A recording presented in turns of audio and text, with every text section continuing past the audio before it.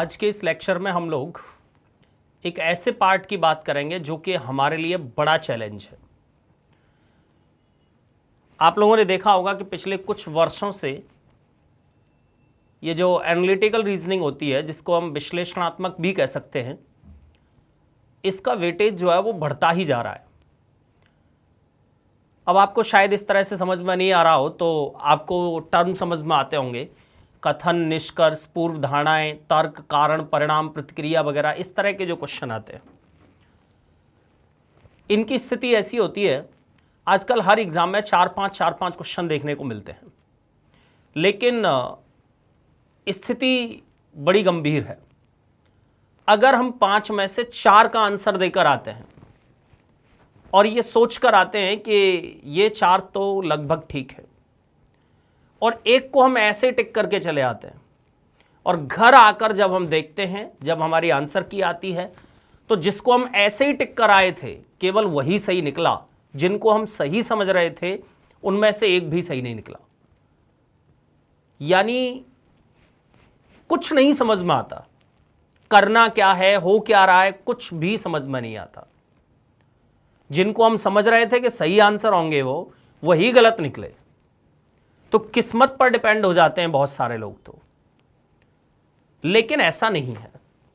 इसको अगर ठीक से पढ़ लिया जाए, ठीक से इसको समझ लिया जाए, तो इसका एक भी नंबर कम नहीं होगा। हालांकि ये सारा का सारा पार्ट लैंग्वेज पर बहुत डिपेंड है, क्योंकि इसमें जो भाषा होती है, इसमें जो लैंग्वेज होती है, वो बहुत अपर कैटेगरी की होती है। तो भाषा में अगर आप पारंगत हैं, भाषा की अगर कोई प्रॉब्लम नहीं है, तो बड़े आराम से आप इसको सॉल्व कर सकते हैं। असल में किसी भी भाषा के टाइप हमें समझ में आने चाहिए। दुनिया में जितनी भाषाएं हैं वो 3 टाइप में डिवाइड होती हैं। आप लोगों में से बहुत सारे लोग हिंदी विंदी पढ़ते होंगे, एग्जाम में भी हिंदी आती है तो उसके लिए पढ़ते होंगे। तो आपने शायद सुने होंगे अविधा, लक्षणा और व्यंजना। भाषा के 3 बेसिक टाइप हैं। अविधा, विधा यानी कोई टाइप, फॉर्मेट। अविधा, अविधा का मतलब जिसमें कोई दूसरी विधा नहीं हो, जिसमें कोई दूसरा टाइप नहीं हो, जिसमें कोई दूसरा मतलब नहीं हो, जैसा कहा है वैसा ही मतलब है, एज इट इज है, जिसके पीछे कुछ नहीं चल रहा है, उसको हम अविधा कहते हैं। जैसे मैं आपसे बोलता हूं कि जरा ये पेन में इंक खत्म हो गई, आप नीचे से इंक ले आइए, तो इसमें मैंने कुछ भी नहीं बोला, जैसा आपने सुना है वैसा ही बोला है, इसका और कोई मतलब नहीं है, इसको हम अविधा कहते हैं। लेकिन कभी कभी आपने देखा होगा कि टीचर जो है किसी से यह कहता है कि गधे हो क्या, तो क्या वो बच्चा गधा है? नहीं, गधा नहीं है, उसमें गधे के लक्षण हैं, उसको हम लक्षणा कहते हैं। एक होती है व्यंजना। व्यंजना जहां हम व्यंगात्मक भाषा में बात करते हैं, जहां हम व्यंग करते हैं। तो व्यंगात्मक भाषा की अगर बात करें तो बड़े बड़े मंचों से सुनिए आप, आजकल तो लोग व्यंग ही करते हैं। जितने हमारे राजनीतिक लोग हैं वो सब लगभग व्यंगात्मक भाषा में बात करते हैं, और आप लोग तो ब्रज के लोग हैं, तो ब्रज में तो अधिकांश हम व्यंजना में ही बात करते हैं। आपने देखा होगा कि कभी कभी 2 पड़ोसन आपस में जब झगड़ती हैं या आपस में उनकी बोलचाल बंद होती है, एक दूसरे से टसन होती है, तो घर में अगर कुत्ता भी आता है तो दूसरी पड़ोसन को सुनाकर कुत्ते पर रखकर बोलती हैं कि तेरे पास कोई काम नहीं है, सारे दिन ऐसे घूमती रहती है, जबकि कुत्ता है, वो कुतिया नहीं है। लेकिन फिर भी वो उसको चेंज करके, अब दूसरी पड़ोसन को समझ में सब आ रहा है, वो भी वेट कर रही है कि मुझे मौका कब मिले। तो ये जो हम डायरेक्ट न कहकर घुमा फिरा कर कहते हैं, उसको हम व्यंजना कहते हैं, व्यंगात्मक भाषा होती है। तो मूलतः हमें ये भाषा के टाइप जब समझ में आते हैं तो हम किसी भी सेंटेंस के निचोड़ को निकाल पाते हैं, किसी भी सेंटेंस में क्या है वहां तक हम पहुंच पाते हैं। तो ये जो विश्लेषण करना होता है, एनालाइज करना होता है चीजों को, तो इसमें एनालाइज हम तब कर पाएंगे जब हमारी भाषा पर अच्छी पकड़ हो। लेकिन हमारी भाषा पर अगर पकड़ नहीं है, फिर भी हम इसमें कुछ तो परफॉर्म करें। तो चलिए हम इसमें कोशिश करते हैं कि किस तरह से आपको परफॉर्म करना है। तो इसमें जो क्वेश्चंस आते हैं वो कई सारे फॉर्मेट में आते हैं। इसमें स्टेटमेंट दिए होते हैं आपको, स्टेटमेंट जिनको हम कथन कहते हैं हिंदी में। स्टेटमेंट के बाद में कभी आपको कंक्लूजन पूछे जाते हैं, कभी इसमें अजम्पशंस पूछे जाते हैं, कभी आर्ग्यूमेंट होते हैं, कभी रिएक्शंस होते हैं, कभी कॉज, कभी इफेक्ट्स, बहुत सारा पार्ट है। तो होता क्या है, अक्सर हम कथन को पढ़ते हैं और कथन के बाद निष्कर्ष देखते हैं। निष्कर्ष में क्या लिखा है उसके अकॉर्डिंग हम आंसर देते हैं, उसके अंदर क्या लिखा है। जबकि हमें सबसे पहले यह पता होना चाहिए कि निष्कर्ष शब्द का मतलब क्या होता है, कथन शब्द का मतलब क्या होता है, पूर्व धारणा शब्द का मतलब क्या होता है। अगर ये शब्द हमें समझ में आ गए तो हम समझ पाएंगे कि इसमें से निचोड़ निकालना क्या है, सोचना किस तरह से है। क्या हर जगह सेम तरीके से सोचेंगे? नहीं। तो सबसे पहले हम इन शब्दों की बात करते हैं कि ये शब्दों में क्या है। तो इसमें कथन दिए जाते हैं, स्टेटमेंट दिए जाते हैं। कथन या स्टेटमेंट का मतलब किसी भी व्यक्ति के द्वारा बोला गया सेंटेंस। किसी ने कुछ बोला, वो क्या कहलाता है? वो कथन कहलाता है। या कभी ऐसा भी हो सकता है मैंने कुछ किया और मेरा किया हुआ काम किसी दूसरे व्यक्ति ने बताया, तो वो भी क्या है? वो कथन है। किसी ने बताया यानी किसी ने कहा। कहा क्या? उसमें मैंने जो किया वो कहा, तो वो भी क्या कहलाएगा? कथन कहलाएगा, स्टेटमेंट कहलाएगा। सेम एज अगर हम निष्कर्ष की बात करें, कंक्लूजन की बात करें, तो निष्कर्ष क्या होता है? किसी भी व्यक्ति ने कुछ कहा और आपने सुना, तो सुनने के बाद आप ऐसे ही रहेंगे या आपके दिमाग में कुछ विचार आएगा, आप उसमें से कुछ निचोड़ निकालेंगे, आप पर कोई प्रभाव होगा। सामने वाले ने कुछ कहा है तो आखिर उसका उद्देश्य क्या होगा? आप पर उसका कोई प्रभाव पड़े, तभी कहा गया है।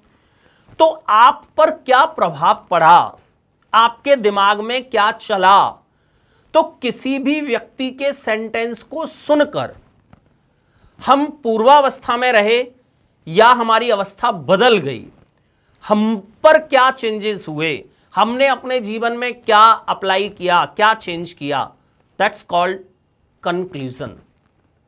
अब ये बड़ी आसानी से मैंने बहुत जल्दी कम शब्दों में ये कह दिया कि ये कंक्लूजन है।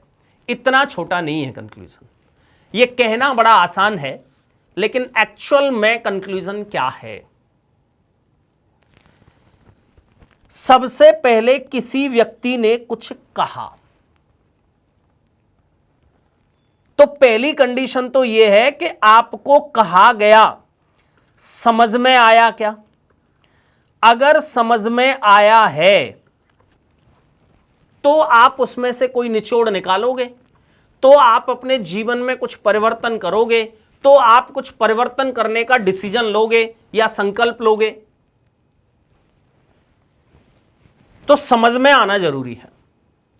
और हमारी सबसे बड़ी प्रॉब्लम यही है कि हमें बहुत बार कथन समझ में ही नहीं आता कि सामने वाला कह क्या रहा है, क्या कहना चाहता है। अविधा में होता है तो समझ में आता है, जब लाक्षणिक या व्यंग्यात्मक भाषा का यूज करता है वो, तब हमें बहुत बार ये चीजें समझ में नहीं आती। समझ में आ गया है तो दूसरी कंडीशन ये है, हम उससे सहमत हैं क्या? हमें बात समझ में तो आ गई सामने वाले की, कि सामने वाले ने ऐसा ऐसा कहा है, लेकिन क्या जरूरी है कि आप एग्री करते हो? क्या आप उसकी बात से सहमत हो? अधिकांश हमारे साथ ऐसा होता है कि सामने वाला कुछ कह रहा है और हम नीचे गर्दन करके कहते हैं अरे यार बकवास कर रहा है। बकवास कर रहा है यानी हम उससे सहमत नहीं हैं, हम उसकी बात को एग्री नहीं करते। तो यह जरूरी नहीं है कि हम उसकी बात से हर बार सहमत हों। यानी कंक्लूजन तक पहुंचने के लिए ये 2 स्टेप बहुत जरूरी हैं। सबसे पहले हमें कथन समझ में आना चाहिए, स्टेटमेंट समझ में आना चाहिए, देन हम उससे सहमत होने चाहिए, तब उसमें से हमारा ब्रेन कोई निचोड़ निकालेगा। उससे पहले हमारा ब्रेन उसमें से कोई निचोड़ नहीं निकालेगा।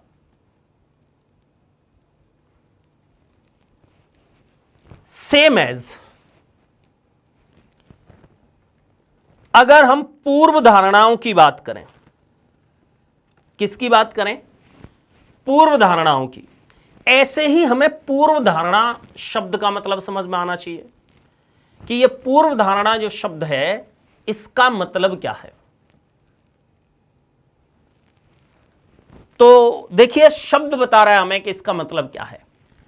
पूर्व,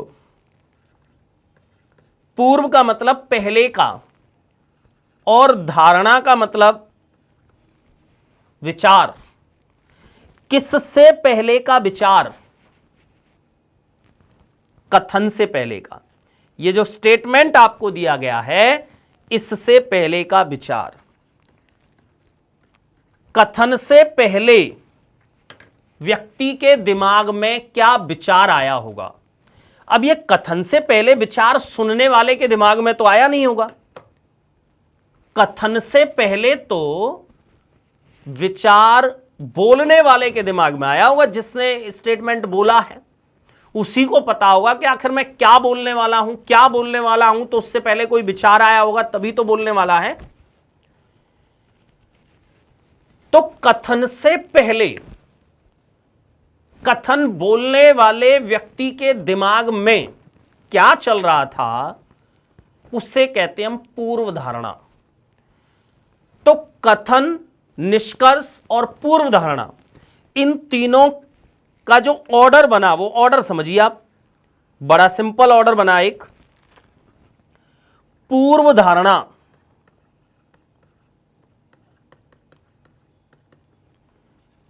कथन और निष्कर्ष। यानी कथन, कथन से पहले का विचार, पूर्व धारणा। और यह किसके दिमाग में आया होगा? कथन बोलने वाले के में। लेकिन कथन बोलने वाले ने बोलने से पहले क्या सोचा होगा, यह हमें सोचना है। अब सामने वाले ने क्या सोचा होगा यह हम कैसे सोच सकते हैं? हां, कोशिश कर सकते हैं, एग्जैक्टली वही नहीं सोच सकते। सोचते तो हैं हम। जैसे मैं अगर आपसे कहूं, आप जैसे ही इस क्लास को ओवर होने के बाद क्लास से बाहर निकले, बाहर निकलते ही किसी ने आपको एक चांटा लगा दिया, तो रिएक्ट तो आप करेंगे।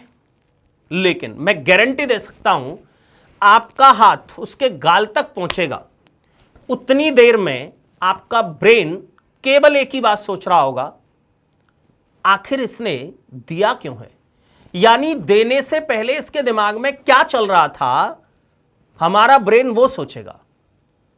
किसी ने आपको गाली दी तो आप रिएक्ट करेंगे, लेकिन रिएक्ट करने से पहले आपका ब्रेन एक बार यह जरूर सोचेगा कि आखिर ये दे क्यों रहा है। बहुत सिंपल। आप अपने घर से सुबह कोचिंग के लिए निकले, जैसे ही घर से बाहर पहुंचे तो पिताजी ने आवाज लगाई, लौटाया और कहा कि ये जीन्स मत पहन के जाओ, सिंपल ट्राउजर पहन के जाओ। आपने जीन्स निकाली, ट्राउजर पहना और चल दिए। अब पिताजी से सुबह ही सुबह कौन बात करे, कौन रीज़न पूछे, क्योंकि सुबह सुबह तो जूते खुले हुए रखे होते, ऐसा भी नहीं होगा कि पिताजी को उतारना पड़े। लेकिन रास्ते भर आपका दिमाग वही सोच रहा होगा कि पिताजी ने आखिर जीन्स निकलवा क्यों दी, क्यों नहीं पहनने दी जीन्स। शायद पिताजी ऐसा सोच रहे होंगे कि कंफर्टेबल नहीं होती है, गर्मी है, या आप ऐसा सोच रहे हो कि पिताजी ऐसा सोच रहे होंगे कि जीन्स पहन के क्लास में जाना ठीक नहीं है। अब ये हम कोशिश कर रहे हैं कि शायद ऐसा सोच रहे होंगे, ये जरूरी नहीं है कि पिताजी ऐसा ही सोच रहे थे। हो सकता है पिताजी अपनी जुगाड़ में हो कि ये छोड़ जाए तो मैं एक पार्टी अटेंड कराऊं। यानी किसी भी व्यक्ति ने एग्जैक्टली क्या सोचा होगा वो नहीं सोच सकते, हम अपने अकॉर्डिंग सोचते हैं। यानी यहां पर भी हम ही आंसर देते हैं कि अगर इसकी जगह मैं होता तो मैं ऐसा ऐसा सोचता, मेरा दिमाग होता तो मेरा दिमाग ऐसा सोचता। इसमें यह सोच है, इसका कोई भरोसा नहीं है कि यह सोच जो है वो कब किस तरह से सोचे, यह ब्रेन कब किस तरह से सोचेगा। हर आदमी का ब्रेन अलग अलग ढंग से सोचता है। तो कथन से पहले जो विचार आया होगा दिमाग में उसे हम पूर्व धारणा कहते हैं, और कथन सुनने के बाद सुनने वाले के दिमाग में जो विचार आया होगा उसे हम निष्कर्ष या कंक्लूजन कहते हैं। दोनों में आपको डिफरेंस समझ में आया?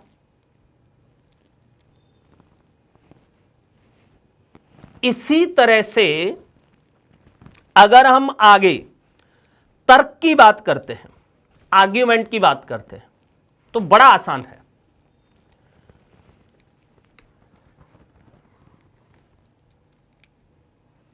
तर्क जो हैं दो पक्षों में होती हैं, या तो पक्ष में या विपक्ष में। या तो आप पर्टिकुलर किसी भी स्टेटमेंट का फेवर कर रहे होंगे या आप उसके अगेंस्ट में होंगे। इन दोनों में से कोई एक आंसर आपको देना होता है। तो यस और नो, ये दो ऑप्शन आपके पास होते हैं।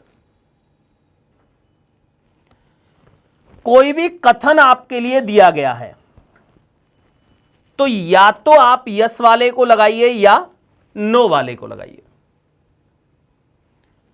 अगर आप दोनों को लगा देते हैं तो आपका आंसर गलत हो जाएगा। लेकिन एग्जाम में दो टाइप के क्वेश्चन आते हैं यहां भी। कभी कभी कहता है कौन सा तर्क प्रबल है, प्रबल है यानी स्ट्रांग है। जहां स्ट्रांग की बात करें वहां ये दोनों भी सही हो सकते हैं, क्योंकि बहुत बार आपने देखा होगा कि दो लोगों में झगड़ा हो जाता है और आप दोनों की बात सुनिए तो एक एक से हमें दोनों की बातें सही लगती हैं। यार ये भी सही कह रहा है और ये बंदा भी अपनी जगह सही है। यानी हम स्ट्रांग की बात करते हैं तो, लेकिन जब वो कोर्ट में पहुंचते हैं तो कोर्ट दोनों की बात को 20-20 बार सुनने के बाद डिसीजन तो एक के ही पक्ष में देता है। यानी जब हमें एक के पक्ष में डिसीजन देना हो, यानी आप किधर रहोगे, तब हम ये नहीं कह सकते कि ये भी सही है और ये भी सही है। स्ट्रांग की बात करें तब हम दोनों को सही कर सकते हैं, दोनों को गलत कर सकते हैं। लेकिन जब हमें अपना वोट देना हो, अपना मत बताना हो, तो हम किसी एक को सही करेंगे।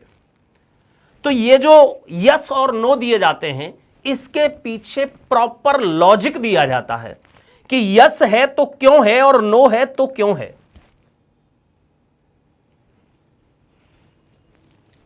जैसे एक बहुत छोटा सा क्वेश्चन देख लेते हैं चाहिए। अब यहां यह क्वेश्चन दो तरह से हो सकता है। एक तो यह हो सकता है कि कौन सा तर्क प्रबल है यानी स्ट्रांग है। स्ट्रांग है तो दोनों स्ट्रांग हो सकते हैं, लेकिन अगर आपको वोट करना हो तो आप सिर्फ एक को वोट कर पाएंगे, या तो यस को या नो को। तो एक लॉजिक यस में लिखा होगा और एक लॉजिक नो में लिखा होगा, दोनों में एक एक लॉजिक लिखा होगा। यस में आपको एक लॉजिक मिला तंबाकू स्वास्थ्य के लिए हानिकारक है, और नो में एक लॉजिक मिला इससे राज्य सरकार की इनकम कम होगी। दोनों को अगर अपनी जगह देखा जाए तो दोनों ही एकदम सॉलिड हैं। तंबाकू उत्पादों की बिक्री पर रोक लगा देनी चाहिए, यस लगा देनी चाहिए, क्योंकि तंबाकू स्वास्थ्य के लिए हानिकारक है। और दूसरा मत देखिए, नहीं रोक नहीं लगानी चाहिए क्योंकि इससे स्टेट गवर्नमेंट की, राज्य सरकार की इनकम कम हो जाएगी, क्योंकि आपको पता होगा जितने नशीले पदार्थ होते हैं उन पर जो टैक्स लगाती है वो कौन सी गवर्नमेंट? राज्य सरकार, यानी स्टेट गवर्नमेंट लगाती है। लेकिन फाइनली आपको एक ही वोट करना है, या तो कहिए यस या कहिए नो। तो यहां मैं सिर्फ आपको एक चीज बताना चाहता हूं कि जब आपका आंसर यस हो तो लॉजिक केवल यस वाला पढ़ना, दोनों लॉजिक कभी गलती से भी मत पढ़ना। दोनों लॉजिक पढ़ते हैं तो टाइम ज्यादा लगता है, क्योंकि दोनों ही अपने आप में सही दिखते हैं।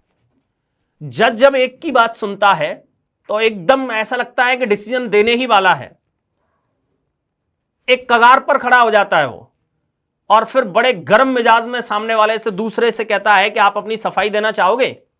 और जब वो बोलना स्टार्ट करता है तो धीरे धीरे धीरे धीरे उसका टेम्परामेंट जो है वो डाउन हो जाता है, और फिर कहता है कि अब सुनवाई अगली 20 तारीख को होगी। यानी दोनों की बात सुनने के बाद जज भी तुरंत डिसीजन नहीं ले पाया। सेम एज अगर आप दोनों लॉजिक पढ़ते हो तो आप तुरंत डिसीजन नहीं ले सकते। आपको लॉजिक केवल एक पढ़ना है जिसको आप वोट कर रहे हो। अगर आप कहते हो कि तंबाकू उत्पादों पर रोक लगनी चाहिए यानी यस, तो केवल यस का लॉजिक पढ़िए, और नहीं लगनी चाहिए यानी नो का लॉजिक पढ़िए। दोनों लॉजिक गलती से भी मत पढ़ना। स्थिति क्या होती है, जैसे बीजेपी और कांग्रेस से दो पार्टियों की बात करते हैं हम। आप में से बहुत सारे लोग बीजेपी के वोटर होंगे और आप में से बहुत सारे लोग कांग्रेस के वोटर होंगे। तो जो बीजेपी का वोटर है उसको अपने एरिया में, हमारे यहां से बीजेपी ने किसको टिकट दिया है, कौन सा प्रत्याशी चुना है, उसका पता करना चाहिए, या कांग्रेस ने किसको टिकट दिया है यह भी पता करना चाहिए। यस, केवल बीजेपी का, क्योंकि जब हमें वोट ही बीजेपी को देना है तो हमें बीजेपी का कैंडिडेट पता होना चाहिए कि बीजेपी का कैंडिडेट कौन सा है। और गलती से अगर हम कांग्रेस के भी कैंडिडेट का पता करते हैं तो ऐसा भी हो सकता है कि बीजेपी ने अच्छे व्यक्ति को टिकट नहीं दी है और कांग्रेस ने एक बहुत अच्छे व्यक्ति को टिकट दी है, उससे हमारे अच्छे जान पहचान भी है, हमारे काम भी निकल सकते हैं। क्योंकि आजकल लोग जब वोट देते हैं तो उनका हिडन एजेंडा काम निकालना होता है। हालांकि उनका ही क्या, जो प्रत्याशी होते हैं उनका भी हिडन एजेंडा यही होता है कि काम निकल जाए, बाद में उनको भाषा समझ में नहीं आती। तो कुल मिलाकर यह है कि अगर हम दोनों का पता करते हैं तो निश्चित रूप से समय ज्यादा लगेगा। इसलिए आज के बाद जब भी आपसे बात की जाए तो आप किसी एक लॉजिक को पढ़िए, या तो यस वाले को, या नो वाले को, या तो फेवर वाले को, या अगेंस्ट वाले को। दोनों लॉजिक अगर आप पढ़ते हैं तो गारंटीड आप मिस्टेक करेंगे, गलती होगी। सेम एज अगर हम रिएक्शंस की बात करते हैं, प्रतिक्रियाओं की बात करते हैं, तो यह तो बड़ा आसान है, यह तो हमारे ब्लड में होता है प्रतिक्रिया करना। तो हिंदुस्तान का आदमी अगर रिएक्ट ना करे ऐसा हो ही नहीं सकता। आपने बचपन से अब तक देखा होगा, हम तो पिताजी को भी नहीं छोड़ते थे। बचपन में जब कूटते होंगे तो मनी मन तो गाली दे ही देते होंगे, क्योंकि अगर पिताजी ने सुन ली तो फिर हो सकता है कि कुटाई और डबल हो सकती थी। यस, हिंदुस्तान में कूटा जाता है, दूसरे देशों में पीटते हैं, और हमारे यहां तो कभी कभी ऐसे कूटा जाता है कि कुटने वाले को 2-3 दिन बाद समझ में आता है कि आखिर कूटा क्यों गया था। एक बार एक पिताजी अपने बेटे को कूट रहे थे, पड़ोसी ने पूछा, बोले भाई साहब क्यों कूट रहे हो इसको? बोले भाई साहब क्या बताएं, मुझे आज बाहर जाना है और कल इसका रिजल्ट आएगा। तो आप समझ सकते हैं कि बच्चा गाली नहीं दे तो क्या करे। यानी प्रतिक्रिया करना हमारे ब्लड में है, हम रिएक्ट तो करते ही करते हैं। तो हमारी जैसी समझ है उस हिसाब से हम इसमें रिएक्ट करते हैं। अब ये समझ कैसे बढ़ती है, क्या होता है, ये हम अभी इसको देखेंगे आगे। ये टॉपिक मैं समझता हूं रीजनिंग का सबसे बड़ा टॉपिक है, और रीजनिंग का ही नहीं, इसमें तो दुनिया है, सिर्फ रीजनिंग नहीं है। इस टॉपिक को पढ़ने के बाद मैं एक गारंटी दे सकता हूं आपको कि आपने लाइफ में आज तक जितना पढ़ा होगा आपको वो सब कम लगने लग जाएगा। आपको लगेगा कि हां, इस टॉपिक में आज हमने कुछ पढ़ा है। इसमें लगभग 10 लेक्चर मानिए आप, ये बहुत बड़ा टॉपिक है, धीरे धीरे चीजें समझ में आएंगी इसमें हमें। कारण और परिणाम की अगर हम बात करते हैं, कॉज और इफेक्ट्स की अगर हम बात करते हैं, तो ये भी बड़ा आसान है। इसमें भी हमारी समझ के अकॉर्डिंग हम किस तरह से इनका यूज करते हैं, कैसे हम रीजन बताते हैं, कैसे हम कॉज बताते हैं और कैसे हम इफेक्ट्स बताते हैं कि इसका क्या इफेक्ट होगा। तो ये पार्ट बड़ा आसान है। इसमें जो सबसे बड़ी प्रॉब्लम आती है वो आती है निष्कर्ष और पूर्व धारणा में। जो कंक्लूजन आते हैं और जो अजम्पशन आते हैं उनमें, और सबसे ज्यादा एग्जाम में आते भी यही दोनों हैं। तो मैं आपको बता रहा था कि इन दोनों में जो प्रॉब्लम है वो प्रॉब्लम क्या है। सबसे पहले हमें समझ में आए और दूसरी बात हम उससे सहमत हों।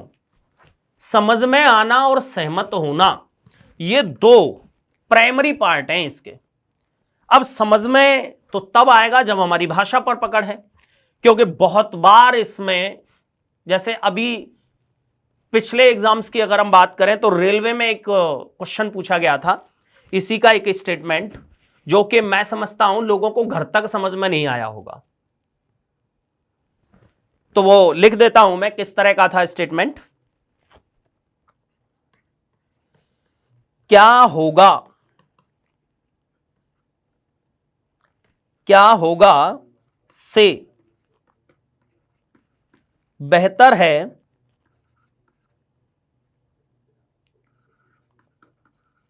ओह, इस तरह का स्टेटमेंट था। क्या होगा से बेहतर है ओह। अब मैं गारंटी दे सकता हूं कि यह कथन बहुत सारे लोगों को समझ में नहीं आ रहा होगा कि इसमें आखिर कहना क्या चाहता है। तो जब समझ में ही नहीं आ रहा है तो सहमत और असहमत की तो कोई बात ही नहीं उठती है, और निष्कर्ष तो फिर बहुत दूर की बात हो गई। यानी हम ऐसी कंडीशन में या तो छोड़ देते हैं या सिर्फ तुक्का लगाकर चले आते हैं, बजरंगबली का नाम लेते हैं और तुक्का लगा देते हैं। हालांकि यह बात हमें बहुत दिनों बाद समझ में आएगी कि बजरंगबली का नाम लेना और तुक्का लगाना, इन दोनों में संबंध है भी और नहीं भी। असल में बजरंगबली का जो नाम लेते हैं उसका बहुत बड़ा रोल है, लेकिन रोल क्या है वो हम समझ नहीं पाते। बजरंगबली का नाम लेने से हमारा आंसर सही नहीं होता, बजरंगबली का नाम लेने से कुछ और होता है। बजरंगबली का नाम लेने से घर तक आते हैं, तब तक हमें यह भरोसा रहता है कि हमने जो बजरंगबली का नाम लेकर जो तुक्का लगाया था वो सही होगा। यह छोटा मोटा योगदान नहीं है, यह बड़ा काम है, यह बड़ा योगदान है। क्योंकि अगर हमें यह समझ में आ जाए कि हमारा आंसर गलत है तो ब्रेन साथ छोड़ देता है, आगे के 4 क्वेश्चन और गलत हो जाते हैं, हम डिप्रेस्ड हो जाते हैं, टेंशन में आ जाते हैं। तो बजरंगबली का नाम लेने से अगर हमारा इतना कॉन्फिडेंस बढ़ जाता है कि हमें घर तक यह रहता है कि आंसर सही होगा, और सही होगा तो हम पूरे कॉन्फिडेंस के साथ एंड तक 200 क्वेश्चन 400 जो भी होते हैं आपके एग्जाम में, उनमें प्रॉपर ब्रेन के साथ काम करते हैं, तो वो तो सही हो या नहीं हो लेकिन आगे के गलत नहीं होते। यानी बजरंगबली का नाम लेने से हमारा कॉन्फिडेंस बढ़ता है, आंसर सही नहीं होता। तो नाम लेना चाहिए, ठीक है, अच्छी बात है अगर हमारा कॉन्फिडेंस बढ़ रहा है तो, लेकिन यह नहीं सोचना चाहिए कि बजरंगबली का नाम लेने से ही सब कुछ हो सकता है। ठीक है, वो एक पार्ट है। चलिए, अब इसमें प्रॉब्लम है समझ में आने की, कि अगर समझ में नहीं आ रहा है तो क्या करना चाहिए। अगर हम भाषा के उस स्तर तक नहीं पहुंच पा रहे हैं तो कैसे किया जाना चाहिए। तो बस एक काम करिए, 2-3 चीजों का ध्यान रखिए। सबसे पहला पार्ट, सबसे पहली बात हमें यह ध्यान रखनी है, कथन का और निष्कर्ष का प्रॉपर संबंध होना चाहिए। अब यह संबंध भी हमें तब समझ में आएगा जब समझ में आए, यानी दोनों में लिंक होना बहुत जरूरी है। ऐसा नहीं हो कि कथन में कुछ और कह रहा हो और निष्कर्ष में कुछ और कह रहा हो। जब यह लिंक ना लगे तो आप उस निष्कर्ष को आंख बंद करके गलत कर सकते हो। दूसरा,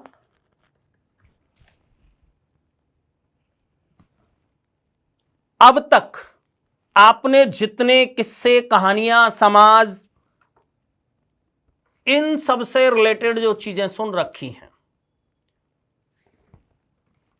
उन सब में आंख बंद करके भरोसा मत करिए। माइंड को तार्किक तरीके से चलाइए।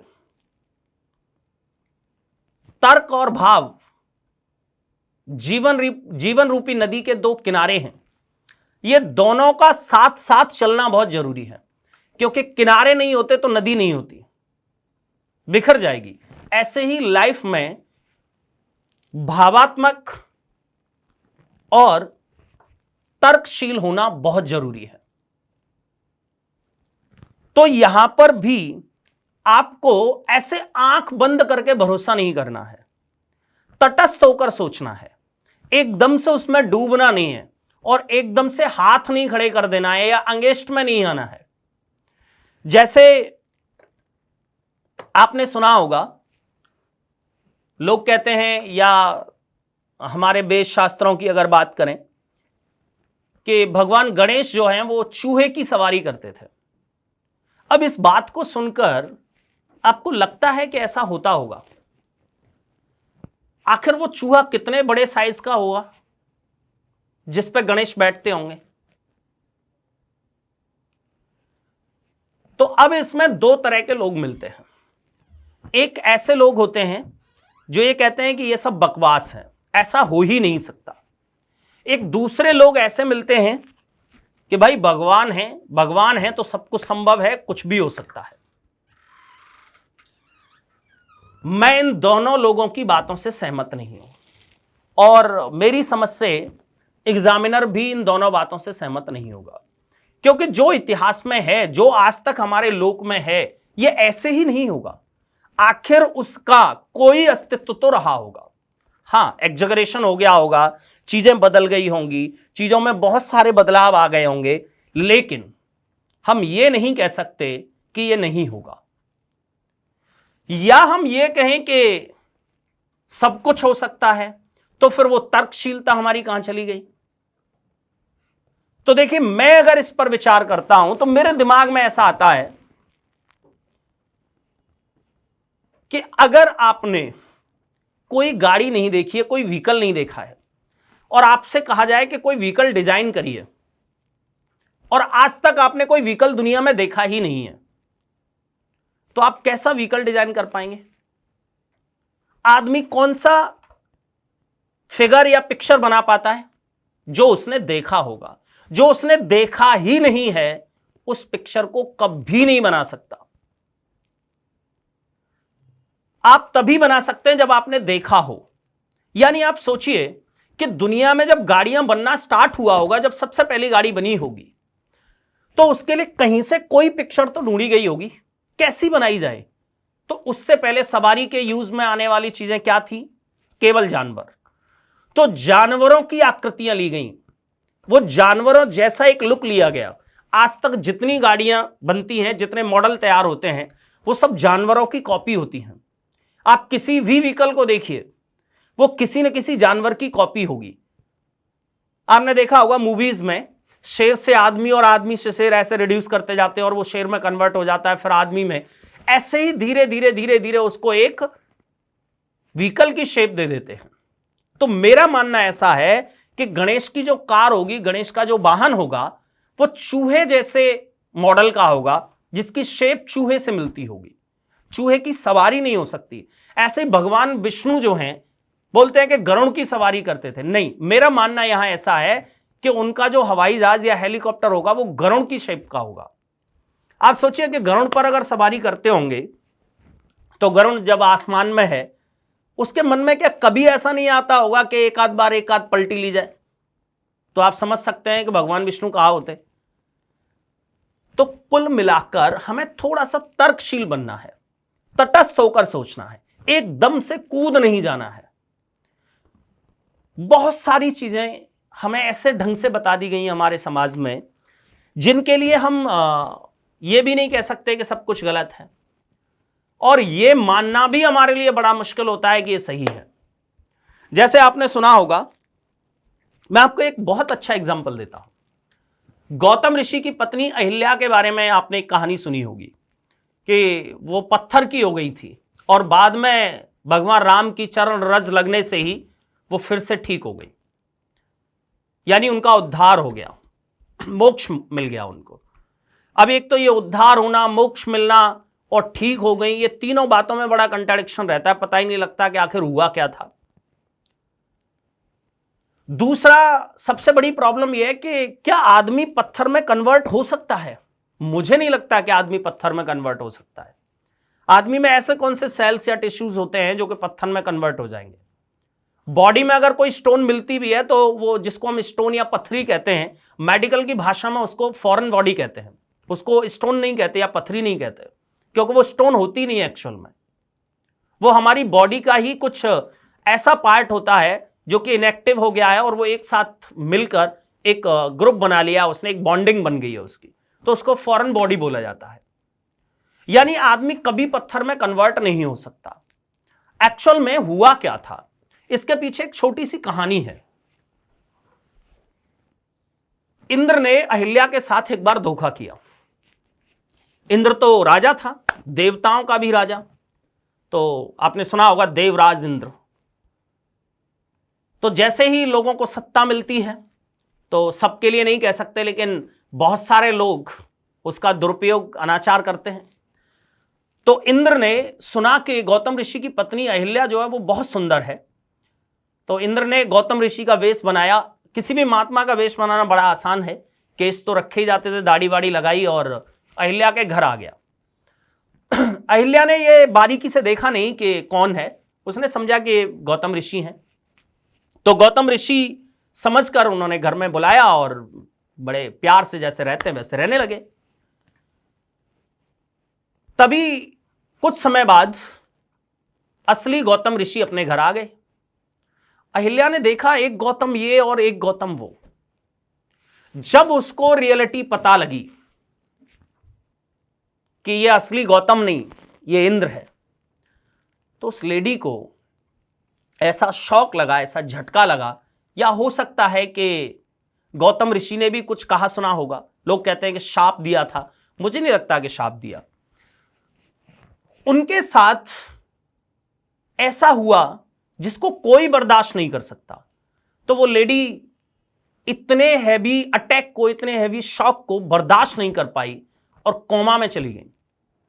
अब उस जमाने में कोमा नाम का कोई शब्द नहीं था। लोगों ने कहा कि पत्थर जैसी हो गई। आज भी अगर कोई कोमा में है तो वो पत्थर नुमा है, सिर्फ सांस ले रहा है, बाकी कोई एक्टिविटी नहीं है। धीरे धीरे धीरे धीरे वो पत्थर जैसी से लोगों ने कहा वो पत्थर की हो गई। लेकिन आपको ये सुनकर, ये कहानी सुनकर ये समझ में आया होगा कि ठीक है, मान लेते हैं कि वो पत्थर की हो गई, लेकिन हमारा ब्रेन ये मानने के लिए तैयार नहीं है कि वो पत्थर की हो गई। हमारा ब्रेन इस बात को मानने के लिए तैयार है कि वो पत्थर जैसी यानी कोमा में चली गई थी। राम एक न्यूरोफिजिशियन थे, उन्होंने ठीक कर दिया होगा। इस तरह की अनेकों कहानियां हमने सुन रखी, अनेकों कहानियां। तो इनमें तटस्थ होकर सोचना है आपको। आपका अपना एक मत होना चाहिए। ऐसा नहीं है कि भीड़ के साथ में चले जा रहे हैं, भीड़ जैसा कह रही है वैसा आप कह रहे हैं। आपका अपना ओरिजिनल विचार क्या है? वो जो ओरिजिनल विचार है आपका, उसको मार्क्स मिलते हैं, उसकी वैल्यू है। लोग ऐसा कहते हैं, पिताजी ऐसा कहते हैं, दादाजी ऐसे कहते हैं, हमारे यहां ऐसा होता है, हमारे गांव में, हमारे शहर में, ऐसे लोगों का कहीं कोई सिलेक्शन नहीं होता। सिलेक्शन सिर्फ उन लोगों का होता है जिनका अपना मत है, जो अपना एक वोट रखते हैं, अपना एक मत रखते हैं। तो आगे एक छोटी सी कहानी और मैं आपको सुनाता हूं। बहुत सारी चीजें हैं इस तरह की। जैसे आप लोगों ने सुन रखा होगा कि रात को झाड़ू नहीं लगाते। अब रात को झाड़ू नहीं लगाते अशुभ होता है, लक्ष्मी पलायन कर जाती हैं, ऐसी बहुत सारी कहानियां आपने सुनी होंगी। असल में पहले, आज जो लाइट की व्यवस्थाएं वो पहले नहीं थी,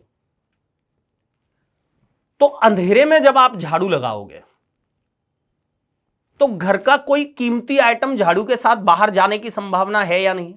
यस। तो ये तो साक्षात लक्ष्मी जा रही है। अब उजाले की कोई व्यवस्था नहीं थी, तो बुद्धिजीवियों ने, मनीषियों ने कहा कि शाम को या रात को झाड़ू लगाना अशुभ होता है। अब अशुभ होता है तो भगवान का जो डर दिखाया जाता है उससे लोग ज्यादातर डर जाते हैं, तो लोग आज तक रात को या शाम को झाड़ू लगाना अशुभ ही समझते हैं। लेकिन आज कोई प्रॉब्लम नहीं, आज इतनी लाइट है, आज उजाला है, आज कोई कीमती आइटम बाहर नहीं जा सकता। इसी तरह से आपने देखा होगा कि एक कहानी का तो बड़ा प्रभाव है अपने देश में। आपको पता होगा कि हिंदुओं की शादी 8 महीने होती है, 4 महीने नहीं होती। 4 महीने के लिए हिंदुओं की शादियां बंद हो जाती हैं। तो ये जो 4 महीने के लिए हिंदुओं की शादियां बंद हो जाती हैं, क्यों हो जाती हैं? इसके पीछे लोग कहते हैं कि देवी देवता सो जाते हैं। अच्छा, देवी देवता अगर सो जाते हैं तो फिर मंदिरों को भी बंद कर देना चाहिए, क्योंकि देवी देवता तो सो ही गए 4 महीने के लिए। आपको शायद पता होगा कि दिवाली का जो त्योहार आता है वो इन्हीं 4 महीनों में आता है। हम तो देवी देवताओं को नहलाते हैं, खाना खिलाते हैं, तो सोते हुए दादाजी को नहला दिया, ये तो बड़ी प्रॉब्लम की बात है। असल में देवी देवता नहीं सोते, रीजन कुछ और है। ये हमारे समाज को इस तरह से बस बता दिया गया है। रीजन क्या है? रीजन ये है कि 4 महीने ये बारिश के मौसम वाले होते हैं। आज हर जगह रोड हैं, फ्लाईओवर हैं, ब्रिज हैं, आज हमारे पास में शिप हैं, बोट हैं। पहले ये सारी चीजें नहीं होती थी। पहले बड़ी समस्या होती थी, जगह जगह बाढ़ आ रही हैं, नदियां उफान पर हैं, जंगलों में पानी ही पानी है, कहीं कोई रोड वोड ये सब व्यवस्थाएं नहीं है। और बारात में जो लोग जाते हैं उनकी संख्या बहुत ज्यादा होती थी। असल में होता क्या था, जैसे आज आप में से बहुत सारे लोग गांव से बिलोंग करते होंगे, तो गांव का जो कल्चर है वो आज तक ऐसा है कि आप जिस गांव के रहने वाले हैं, आपकी शादी उसी गांव से नहीं हो सकती, किसी दूसरे गांव से तो हो सकती है। सेम एज पहले आप जिस रियासत में रहते हैं उस रियासत में से नहीं हो सकती आपकी शादी, किसी दूसरी रियासत यानी दूसरे किसी प्रांत में से। तो बारात जो है वो बहुत दूर दूर जाया करती थी, और बारातों के भी सिस्टम बड़े अलग थे। जैसे आजकल अरेंज मैरिज होती हैं, पहले इस तरह से होना बड़ा मुश्किल होता था। पहले शादी के लिए वीरता दिखाई जाती थी, युद्ध करना पड़ता था। तो मूलतः जो बारात का स्वरूप है वो युद्ध के लिए जो सेना जाती है उस तरह का स्वरूप है। दूल्हे को हम आज भी वैसे सजाकर भेजते हैं जैसे युद्ध लड़ने जा रहा है। प्रॉपर उसको कटार वटार थमाते हैं, उसके हाथ में फर्स्ट एड बॉक्स बांधते हैं। फर्स्ट एड बॉक्स होता है जिसको हम कंगन कहते हैं, उसमें सामान्य ट्रीटमेंट की दवाएं होती हैं कि युद्ध लड़ते में अगर कोई प्रॉब्लम आई तो। बारात में बहुत सारे लोग जाते थे, और आपने देखा होगा आज भी जब बारात वहां पहुंच जाती है तो युद्ध का आगाज किया जाता है। तो ये जो आतिशबाजी चलाई जाती है, इससे यह बताया जाता है कि हम युद्ध के लिए तैयार हैं, आप आ जाइए। और आपने देखा होगा बारात के लिए एक शब्द यूज किया जाता है, चढ़ाई। चढ़ाई का मतलब आप समझते होंगे, अटैक। तो पहले दोनों सेनाएं लड़ती थी, आज दोनों सेनाएं मिलकर डांस करती हैं। तो मूलतः ये युद्ध की वजह से इतने सारे लोग जाते थे जिनको हम बाराती कहते हैं। आज कोई लॉजिक नहीं है उनका, सुरक्षा के पॉइंट ऑफ व्यू से भी जाते थे, क्योंकि जंगलों में होकर इतनी दूर दूर बारातें जा रही हैं, कोई और अटैक ना कर दे, कोई जंगली जाति अटैक ना कर दे, तो इस वजह से भी लोग जाते थे। आज तो दूल्हा दुल्हन कहां है, बारात कहां है, किसी को कोई पता ही नहीं है, तो आज उसका कोई लॉजिक नहीं है। तो होता क्या था कि जब पानी होता था चारों तरफ, तो इधर से गए 500 लोग और लौटकर आए 400, 100 लोग पता लगा कि बीच में ही बीमार हो गए, बीच में युद्ध में मारे गए, या नदी में बह गए, बाढ़ में चले गए, या जंगली जानवर खा गए। ये सारी क्षति को देखकर बुद्धिजीवियों ने कहा कि 4 महीने के लिए देवी देवता सो जाते हैं, 4 महीने शादियां नहीं होती हैं। अगर ये कहते कि पानी की वजह से तो बारात के लिए या शादी के लिए इतना वेट करना तो पॉसिबल नहीं था। यानी बहुत सारी चीजों को घुमा फिराकर हमें बताया गया है। तो हमें अपना विवेक लगाना है, हमें अपने तरीके से सोचना है कि आखिर रियलिटी क्या थी। वहां तक जब हम पहुंचेंगे तो हमारा अपना पर्सनल एक थॉट, एक विजन, एक विचार निकल कर आएगा जिसकी वैल्यू होती है। हम दूसरे लोग क्या कहते हैं उसके अकॉर्डिंग अगर आंसर देते हैं तो कोई मतलब नहीं है उसका, उसको कोई मार्क्स नहीं मिलने वाले हैं। तो यहां पर आपको समझ में आया कि आपको क्या क्या करना है। सबसे पहली बात आपको देखनी है कि हमें कथन का और निष्कर्ष का प्रॉपर लिंक देखना है। दूसरा, अब तक जो किस्से कहानियां भगवान समाज से रिलेटेड सुने हैं उनमें एकदम से डूबना नहीं है, तटस्थ होकर सोचना है। और तीसरी सबसे इंपॉर्टेंट बात यह है कि सरकार के अगेंस्ट में कभी भी बात नहीं करनी है। सरकार जो भी काम करती है, जो भी डिसीजन लेती है, सब फायदे के लिए, पब्लिक वेलफेयर के लिए लेती है, क्योंकि हमारे यहां लोकतंत्र है और लोकतंत्र का काम होता है पब्लिक वेलफेयर को ध्यान में रखना। तो जो समाज के हित में काम किए जाते हैं उनके अगेंस्ट में कभी बात नहीं करनी है। हालांकि हिडन एजेंडा गवर्नमेंट का कुछ भी हो उस पर हमें विचार नहीं करना है। सरकार के अगेंस्ट में यहां पर कम से कम नहीं सोचना है। यहां हमें अपने अकॉर्डिंग आंसर देना है, सरकार के तरीके से सोचकर आंसर देना है। तो ये 3 चीजों का हम थोड़ा सा ध्यान रखेंगे तो कंपैरेटिवली हमारे मार्क्स बढ़ सकते हैं। अब इसमें हमें 1 बाय 1 एग्जांपल्स के थ्रू हमें यह देखना है कि आखिर क्वेश्चन आएंगे कैसे और हमें आंसर कैसे देना है। पिछले लगभग 1 घंटे से हम इस टॉपिक को देख रहे हैं, लेकिन अभी तक स्टार्ट नहीं हो पाया। असल में यह पढ़ने लिखने का पार्ट नहीं है। मूलतः अगर इसको देखा जाए तो यह आपके इंटरव्यू का पार्ट है, टेस्ट का पार्ट नहीं है। ये असल में होता क्या है, एग्जामिनर के सामने 2 क्वालिटी देखनी होती है उसको, तो 2 चैलेंज होते हैं। एक तो यह देखना होता है बंदा इंटेलिजेंट कितना है, दूसरा यह देखना होता है कि उसकी सोच का स्तर क्या है और उस स्तर के साथ साथ सेंसिटिव कितना है। असल में वो स्तर और सेंसिटिवनेस एक ही चीज है। अगर दुनिया के या पब्लिक वेलफेयर को देखते हुए या दुनिया के नजरिए से देखा जाए तो सेंसिटिव होना बहुत जरूरी है। अगर कोई एम्प्लॉय, कोई ब्यूरोक्रेट जो है, अगर सेंसिटिव नहीं है तो वो समाज का हित नहीं कर सकता, वो सिर्फ अपना हित करेगा।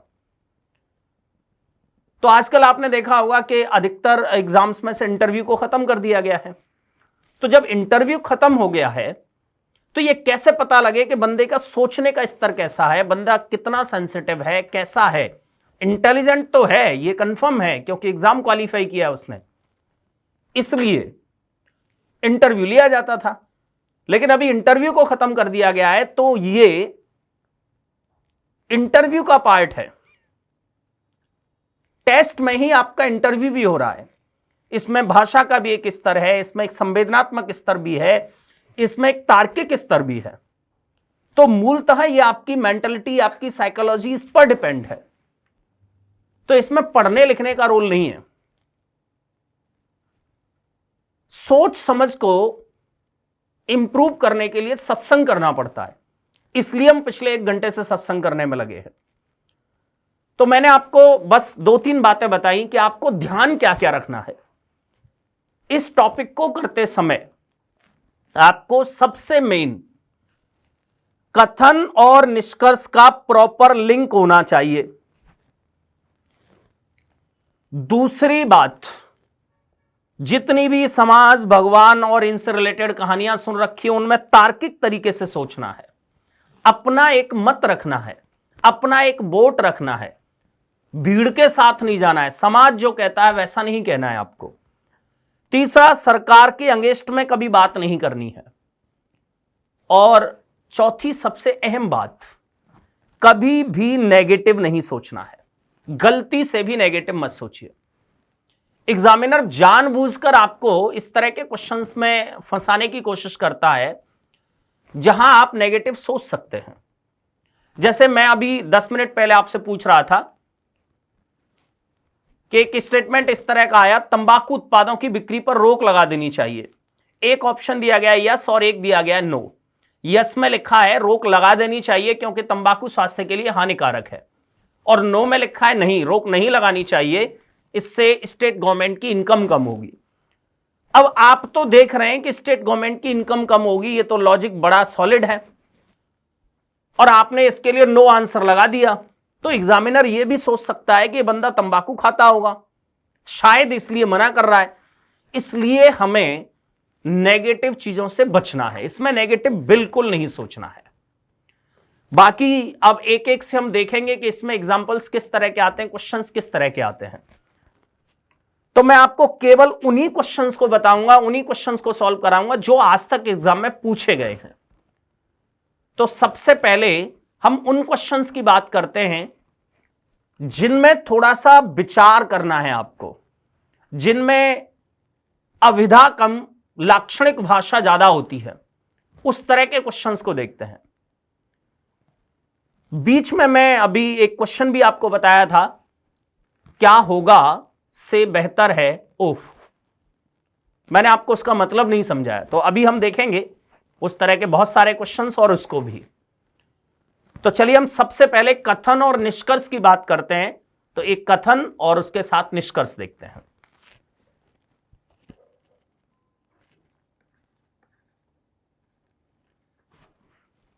कथन, अभी रेलवे में पूछा गया था आपसे, मैं उसी क्वेश्चन को लिख देता हूं। कथन में था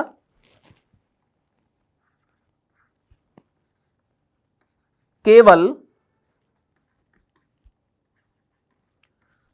मरी हुई मछलियां ही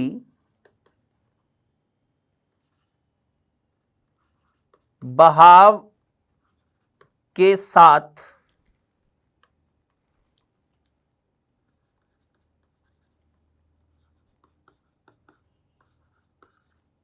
जाती हैं।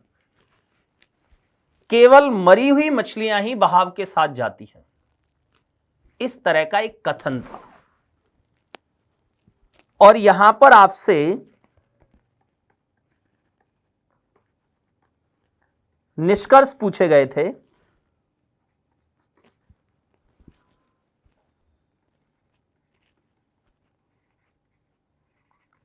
मरी हुई मछलियां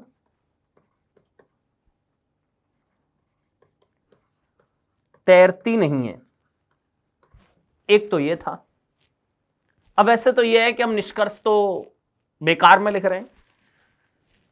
मैंने आपको बताया था कि सबसे पहले कथन समझ में आए, 2 स्टेप थे इसके। सबसे पहले समझ में आए और दूसरा बंदा इससे सहमत हो। तो पहली बात, आपको यह समझ में आ रहा है क्या? अगर समझ में नहीं आ रहा है तो सहमत होने की तो बात ही खत्म हो जाती है।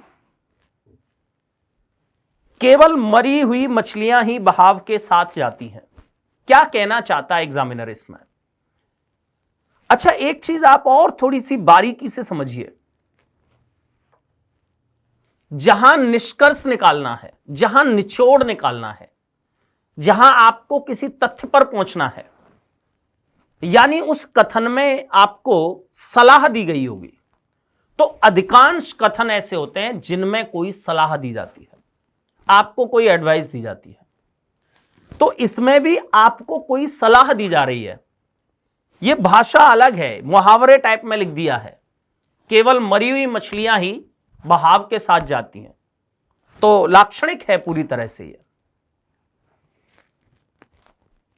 तो इसमें वो मछलियों की बात नहीं कर रहा है, मूलतः वो आपकी बात कर रहा है, वो व्यक्तियों की बात कर रहा है। वो कहना चाहता है कि जिनमें अपनी समझ नहीं होती वो भीड़ के साथ चले जाते हैं। भीड़ उनको जहां ले जाती है, समाज उनको जहां ले जाता है, उसके साथ वो बहे चले जाते हैं।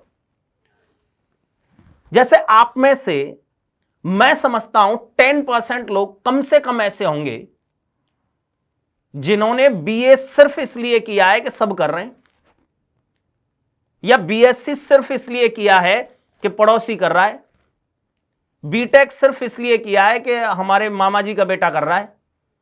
मतलब उनका खुद का कोई उद्देश्य नहीं है, खुद की कोई समझ नहीं है। भीड़ जो कर रही है बस वही कर रहे हैं। आपने देखा होगा कैला देवी या गोवर्धन के लिए आप लोगों से पूछिए कि आप क्यों जा रहे हैं, बोले सब जा रहे हैं इसलिए हम जा रहे हैं। तो एग्जामिनर यहां कहना चाहता है मरी हुई मछलियां बहाव के साथ, जब मछली मर जाती है तो भीड़ को चीर नहीं पाती, उस पानी के बहाव को चीर नहीं पाती, काट नहीं पाती है उसको, तो पानी जहां ले जाता है वहां चली जाती है। सेम है, जिनकी खुद की समझ नहीं होती है, जिनका खुद का बौद्धिक विकास नहीं होता है, वो लोग भीड़ के साथ चले जाते हैं। भीड़ जहां ले जाती है, कैला देवी ले जाती है तो कैला देवी चले जाते हैं, और गोवर्धन ले जाती है तो गोवर्धन चले जाते हैं। तो यहां पर आपको यह बात समझ में तो आ गई, लेकिन क्या आप इससे सहमत हैं? मैं सहमत हूं। अगर मैं अपनी बात करता हूं तो मैं इससे पूरी तरह से सहमत हूं कि जिनमें समझ नहीं होती है वो बहाव के साथ चले जाते हैं। अब राहुल गांधी को बेचारे को जो लिख के दे दिया जाता है वो उसको बोल देता है, उसको तो पता ही नहीं है कि मैं बोल क्या रहा हूं। किस्मत वाला आदमी है, वो ऐसे घर में पैदा हुआ है कि प्रधानमंत्री से नीचे के सपने ही नहीं देखता। वैसे रियलिटी यह है कि अगर वो उस घर में पैदा नहीं होता तो शायद उसको गोबर उठाने की नौकरी नहीं मिलती। तो ये भाग्य लेकर पैदा हुआ है। तो मूलतः हमें यह देखना है कि हम भीड़ को काट पा रहे हैं क्या, भीड़ के बहाव में तो नहीं जा रहे हम। तो यहां पर हम इससे सहमत भी हैं और हमें समझ में भी आ रहा है। तो हमें क्या समझ में आया? पहला निष्कर्ष दिया हुआ है मरी हुई मछलियां तैरती नहीं हैं। तो इस वाले निष्कर्ष का और ऊपर वाले कथन का कोई संबंध नहीं है। ऊपर वो कुछ और बात कर रहा है, ऊपर कुछ और मैसेज दे रहा है, और नीचे वो कह रहा है मरी हुई मछलियां तैरती नहीं है। तैरने का, और ये तो 2.5 साल का बच्चा भी जानता है कि मरी हुई मछलियां तैरती नहीं है, लेकिन ऊपर वाले कथन में वो कुछ और कह रहा है। तो इसका जो दूसरा निष्कर्ष दिया गया था वो किस तरह का निष्कर्ष था वो देखिए। दूसरा दिया गया था व्यक्ति को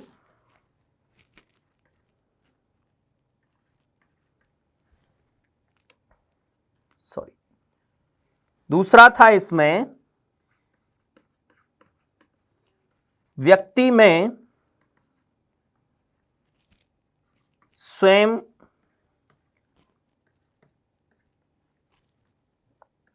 निर्णय लेने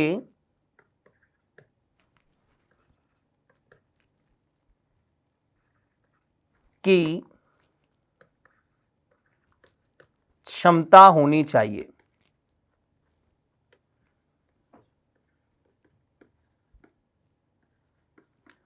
व्यक्ति में स्वयं निर्णय लेने की क्षमता होनी चाहिए। तो आप सेकंडों में बता सकते हैं कि यह कैसा होगा? यस, ये 100% सही होगा। कथन में व्यक्ति इसी बात को कह रहा है कि मरी हुई मछलियां ही बहाव के साथ जाती हैं, यानी जिनमें खुद का दिमाग नहीं है, वो भीड़ के साथ चले जाते हैं। इसलिए व्यक्ति में स्वयं निर्णय लेने की क्षमता होनी चाहिए। बात आपको समझ में आई? चलिए, इसी तरह से हम एक दूसरा क्वेश्चन देखते हैं। आप नोट कर सकते हैं इनको, साथ ही साथ वीडियो को पॉज करके भी देख सकते हैं।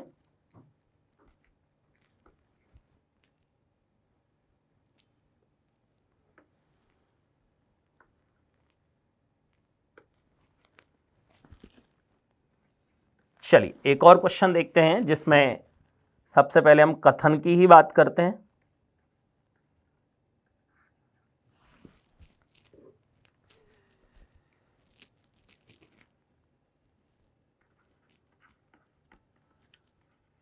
मैं केवल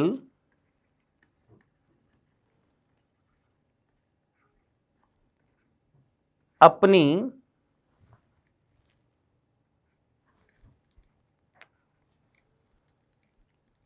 अज्ञानता से परिचित हूं।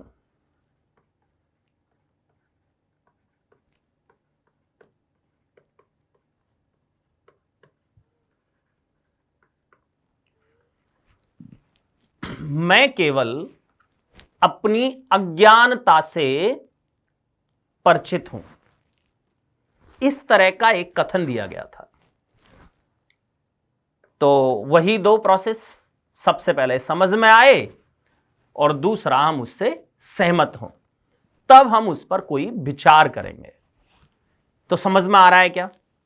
मैं केवल अपनी अज्ञानता से परिचित हूं, यानी क्या कहना चाहता है वो? बंदा अज्ञानी है, तो बंदा ज्ञानी है। देखिए, मैं आपको मिर्जा गालिब का एक शेर सुनाता हूं। वो शेर और ये वाक्य लगभग एक ही पृष्ठभूमि पर हैं। मिर्जा गालिब कहते थे, सोचा था इल्म से कुछ जानेंगे। इल्म समझते हैं आप लोग? तालीम, मतलब एजुकेशन, पढ़ना लिखना। सोचा था इल्म से कुछ जानेंगे, जाना तो ये जाना कि कुछ नहीं जाना। सोचा था इल्म से कुछ जानेंगे, जाना तो ये जाना कि कुछ नहीं जाना।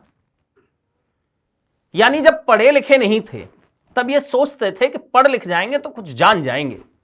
आपको भी आपके मम्मी पापा दादी दादा सब कहते होंगे कि कुछ पढ़ लिख लो, कुछ सीख तब भी जाओगे। अब पढ़ते पढ़ते 15 साल हो गए, तब समझ में आया कि अभी तो कुछ आया ही नहीं है, अभी तो कुछ आता ही नहीं है। तो जाना तो ये जाना कि कुछ नहीं जाना। जब पढ़ लिख गया आदमी तब समझ में आया कि अभी तो कुछ नहीं आता। देखो, अनपढ़ आदमी की एक ही समस्या है कि पढ़ा लिखा नहीं है। पढ़े लिखे आदमी की बहुत समस्याएं। पढ़े लिखे आदमी की समस्या है मैथमेटिक्स नहीं आता, रीजनिंग नहीं आती, जीएस नहीं आती, इंग्लिश नहीं आती, सो मैनी सब्जेक्ट्स। अच्छा, जिसने मैथ पढ़ लिया उसकी और समस्याएं। मैथ में ट्रिग्नोमेट्री नहीं आती, ज्योमेट्री नहीं आती, अलजेब्रा नहीं आता, कैलकुलस नहीं आता, कोऑर्डिनेट नहीं आता। यानी पढ़ने के बाद समझ में आता है कि क्या क्या नहीं आता। दुनिया में इतना ज्ञान है, अथाह है, दुनिया में इतना लिटरेचर और इतनी रिसर्च हो जाती है एक दिन में कि शायद एक बंदा अपने जीवन में नहीं पढ़ सके। यानी ये आदमी ये नहीं कह रहा है, ये एग्जामिनर ये नहीं कह रहा है सेंटेंस के माध्यम से कि बंदा अज्ञानी है। वो ये कह रहा है कि दुनिया में इतना ज्ञान है कि उसको अर्जित करना असंभव है। इसलिए जो ज्ञान है वो बहुत कम है, अज्ञानता ज्यादा है। इसलिए वो कह रहा है कि मैं केवल अपने अज्ञान से परिचित हूं, मैं केवल अपनी अज्ञानता से परिचित हूं। इसमें जो निष्कर्ष दिए थे वो निष्कर्ष अब आपको बहुत आसानी से समझ में आ जाएंगे, क्योंकि अब आप इससे समझ गए हैं और आई थिंक आप इससे सहमत भी होंगे। तो इसमें निष्कर्ष दिए गए थे आपको।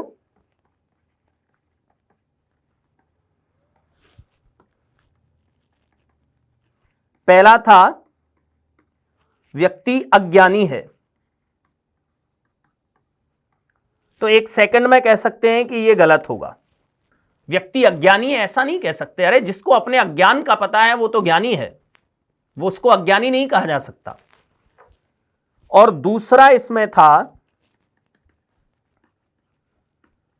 संसार का सारा ज्ञान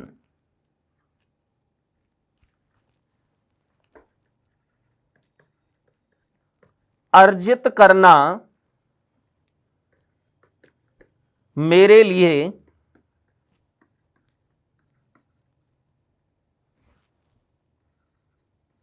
संभव नहीं है।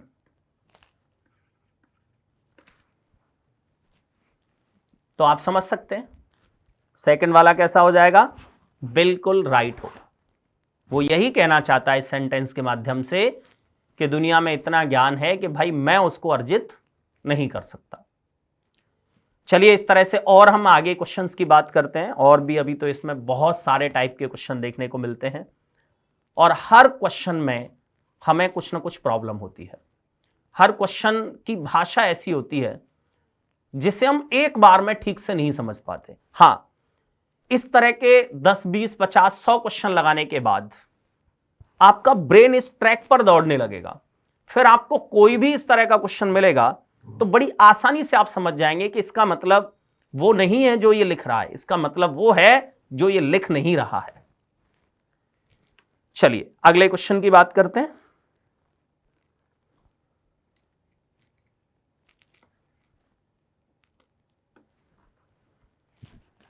तो फिर से हम वही कथन ले लेते हैं।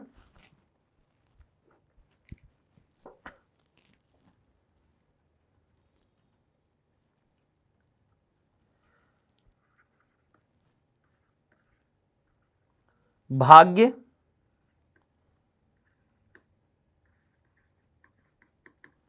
बहादुरों का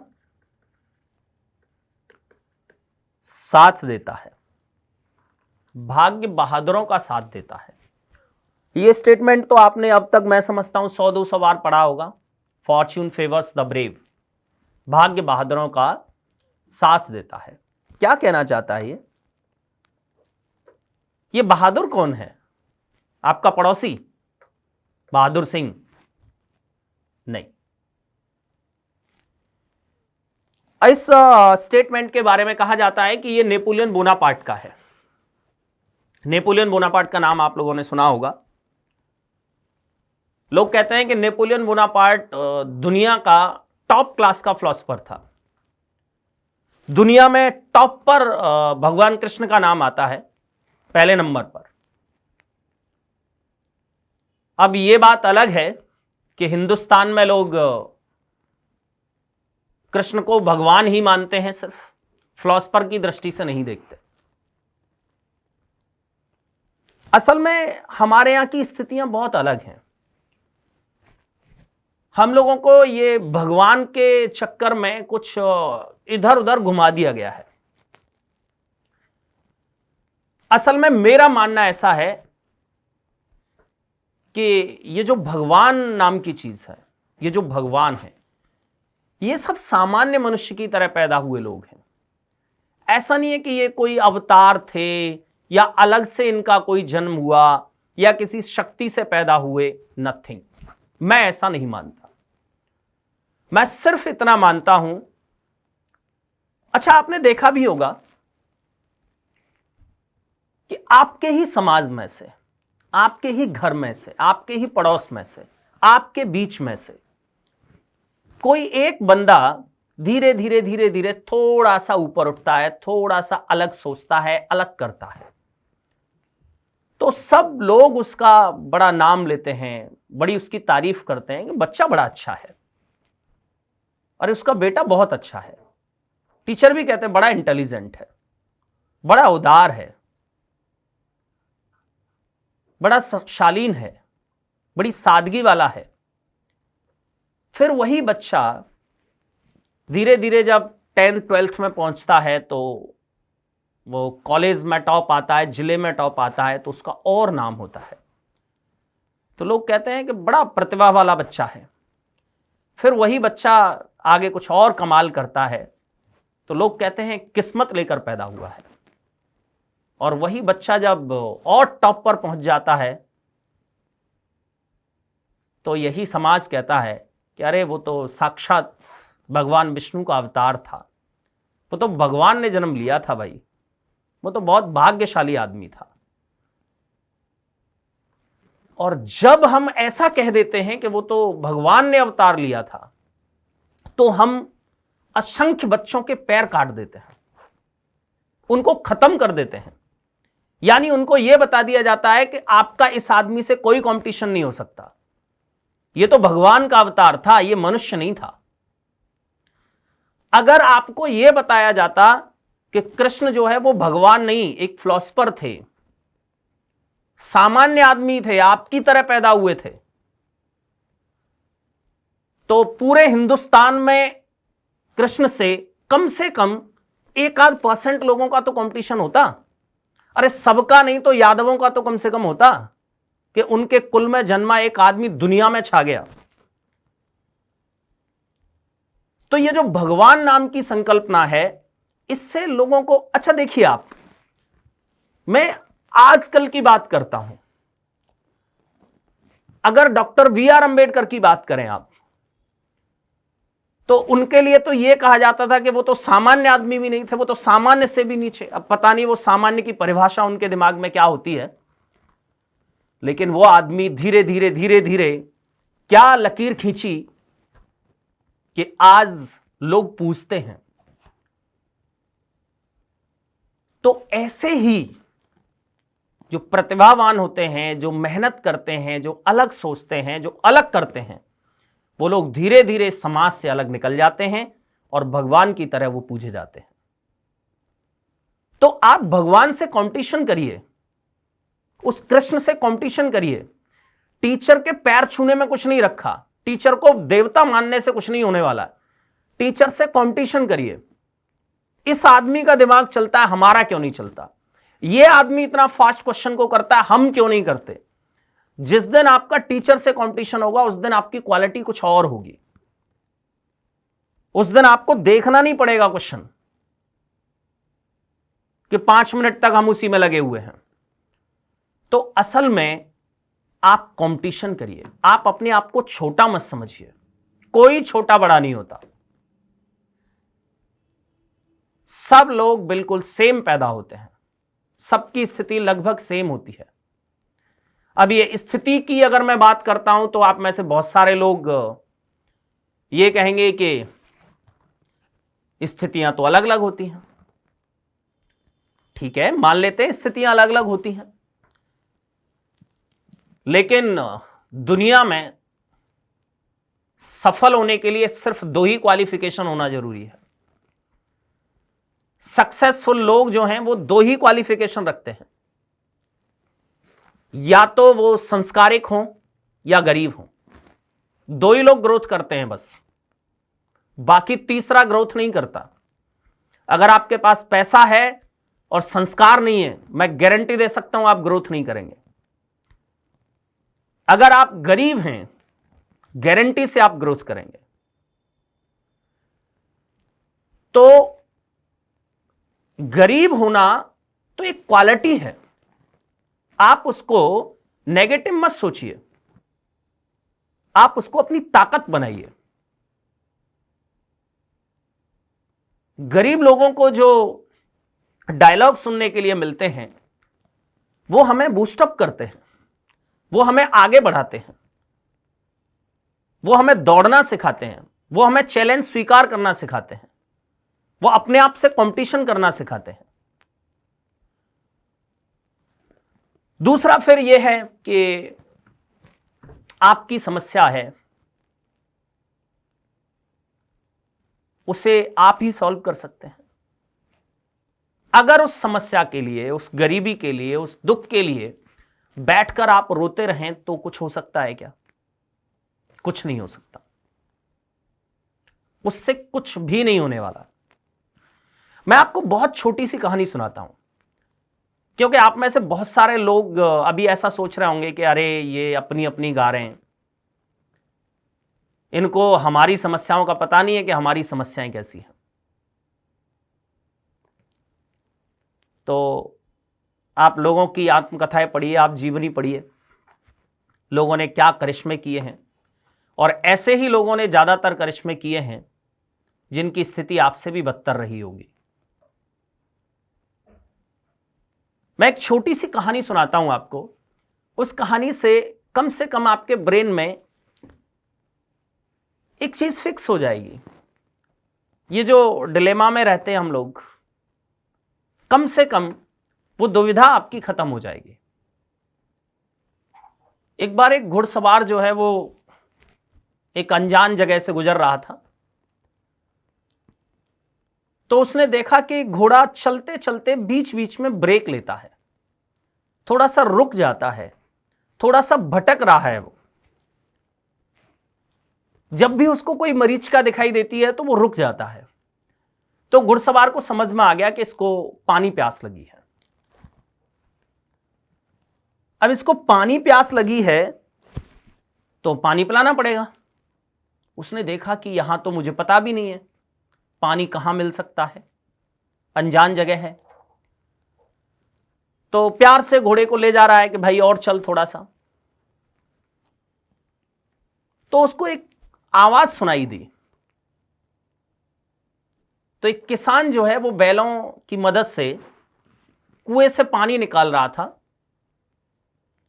तो जिसको हम रहट या हल्ट कहते हैं, इस तरह की शब्दावली मुझे एग्जैक्टली पता नहीं है कि वो रहट होता है या हल्ट होती है। तो एक पट्टी पर बहुत सारी बाल्टियां बंधी होती हैं और एक पुली के जरिए उसको बैल घुमा रहे होते हैं, और वो पट्टी नीचे कुएं में जाती है और बाल्टी को भरकर लाती है, और वो बाल्टी ऊपर खाली हो जाती है, फिर नीचे चली जाती है, फिर भरकर आती है। तो ऐसे एक चेन बनी हुई है, बाल्टी पर बाल्टी, बाल्टी पर बाल्टी आती रहती है। तो जब वो बाल्टी पत्थर पर गिरती है तो आवाज होती है, तो वो आवाज दूर तक लोगों को सुनाई देती है। तो घुड़सवार को भी वो आवाज सुनाई दी और उसने तुरंत आवाज की ओर ही घोड़े को टर्न किया और आके देखा कि पानी है। वो घोड़े को पानी के पास लेकर गया और घोड़े ने जैसे ही पानी पीने के लिए मुंह को नीचे किया तो वो बाल्टी आई और आकर पत्थर पर गिरी, आवाज हुई, और आवाज से घोड़ा एकदम से दूर हो गया। तो घुड़सवार ने किसान से कहा कि भाई बैलों को थोड़ा थाम दो, रोक दो। तो किसान ने बैल रोक दिए। बैल रोक दिए, उसके बाद घोड़े ने फिर से पानी पीने के लिए जब सिर को नीचे किया तो देखा कि पानी नहीं है, क्योंकि पानी तो उसी बाल्टी से आ रहा था ना, उन्हीं बैलों से ही आ रहा था ना। घुड़सवार ने फिर से कहा कि अरे ये चलाओ, पानी नहीं आ रहा है। उसने फिर से चलाना स्टार्ट किया और पानी आया। घोड़े ने फिर सिर नीचे किया, बाल्टी फिर से पत्थर पर टकराई और घोड़ा फिर से दूर हो गया। क्या समझ में आया आपको? आपको ठीक से समझ में आ गया होगा कि अगर इसी खटखट में आप पानी पी सकते हो तो ही प्यास बुझेगी, अदरवाइज कुछ नहीं होने वाला है। तो इन्हीं समस्याओं के बीच में से कुछ करना पड़ेगा। आप ये सोचें कि सारी समस्याएं खत्म हो जाएंगी, उस दिन मैं कुछ ग्रोथ करूंगा, उस दिन मैं पढ़ूंगा, उस दिन कोई नया काम करूंगा, वो कभी नहीं होने वाला। समस्याएं कभी खत्म नहीं होती, समस्याएं सिर्फ रूप बदलती हैं। एक समस्या एक टाइप की वो खत्म होती है, उसे खत्म होते ही एक दूसरे टाइप की समस्या आती है। जीवन समस्याओं के बीच में से चलता है, सीधी लकीर में नहीं चलता। तो ये समस्याओं को पार करते रहना ही जिंदगी है, और बिना समस्याओं के जिंदगी मुझे नहीं लगता कि वो जिंदगी है। उस जिंदगी का कोई मीनिंग नहीं है। अरे जिंदगी उसका मतलब है आपने टक्कर कितनी दी, आपने जितनी टक्कर दी वो आपके जीवन की परिभाषा है। तो कुल मिलाकर आपकी समस्याएं खत्म नहीं हो सकती, उन्हीं समस्याओं के बीच आपको कुछ करना पड़ेगा। चलिए क्वेश्चन को देख लेते हैं हम। काफी देर से ब्रेक लिया हुआ है क्वेश्चन ने। भाग्य बहादुरों का साथ देता है। तो ये जो बहादुर कह रहा है नेपोलियन बोनापार्ट, वो किसको कह रहा है बहादुर? मैं बात कर रहा था आपसे भगवान कृष्ण की। भगवान कृष्ण को दुनिया का टॉप क्लास का फिलॉसफर माना जाता है। अब आदत हो गई है भगवान भगवान बोलने की, भगवान कृष्ण, तो मैं भी बोल रहा हूं भगवान कृष्ण, और अभी मैं इसका विरोध भी कर रहा था। लेकिन आप समझते हैं कि अगर वैचारिक रूप से देखा जाए तो मैं शायद कंपटीशन भी करता हूं। तो भाग्य बहादुरों का साथ देता है।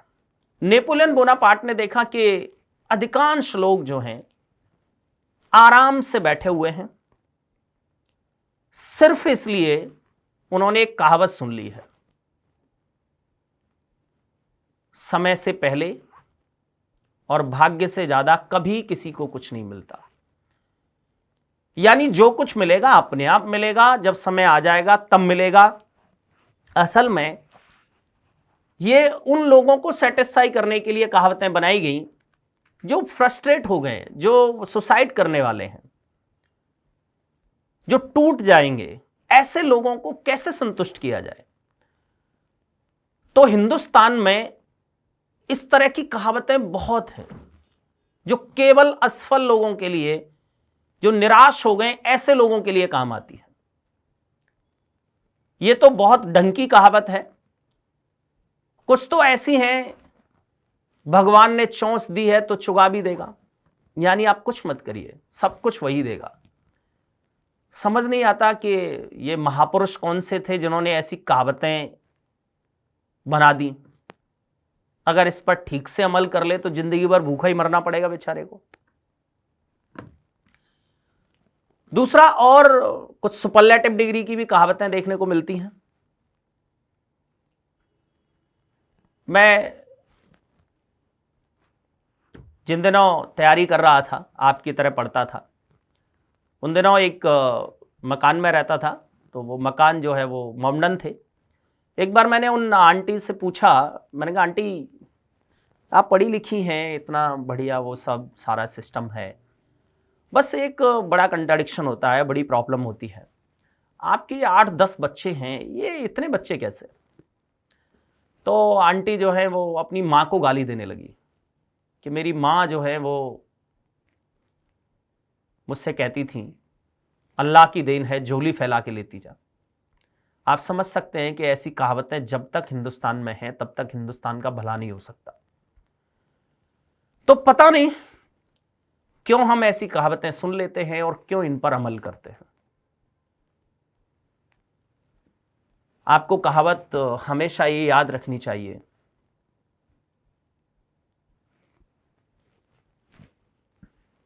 इंतजार करने वाले लोगों को केवल उतना मिलता है जितना कोशिश करने वाले छोड़ देते हैं। तो कोशिश करने वाले छोड़ देते हैं, वो मिलता है। यह कहावत भी उस जमाने में काम आती होगी जब कोशिश करने वाले लोगों की संख्या कम होगी। आज तो कोशिश करने वाले लोगों की संख्या इतनी ज्यादा है कि इंतजार करने वालों के लिए कुछ भी नहीं बचने वाला। इसलिए चल पड़ो, बैठो मत। तो नेपोलियन बोनापार्ट ने कहा कि ये लोग जो छप्पर के नीचे बैठे हुए हैं, सिर्फ एक ही इंतजार में, भगवान देगा तो छप्पर फाड़ के देगा। भगवान ऐसे लोगों की कभी मदद नहीं करता, भाग्य ऐसे लोगों की कभी हेल्प नहीं करता। भाग्य बहादुरों का साथ देता है, और बहादुर वो हैं जो चल पड़े हैं, जो दौड़ रहे हैं, जो कुछ कर रहे हैं, जो रिस्क ले रहे हैं, जो मेहनत कर रहे हैं, वो बहादुर हैं। घर पर बैठने वाला बंदा बहादुर नहीं है। यानी आपको ठीक से समझ में आ रहा होगा कि भाग्य किसका साथ देता है? कर्मशील लोगों का साथ देता है। तो इसमें जो निष्कर्ष था वो इसी तरह का था, भाग्य कर्मशील लोगों का साथ देता है, तो 100% सही होगा। और दूसरा निष्कर्ष इसमें था, कर्मशील लोग बहादुर होते हैं।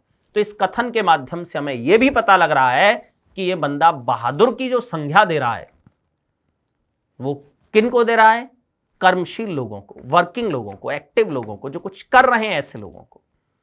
यानी आपको ठीक से समझ में आ गया होगा।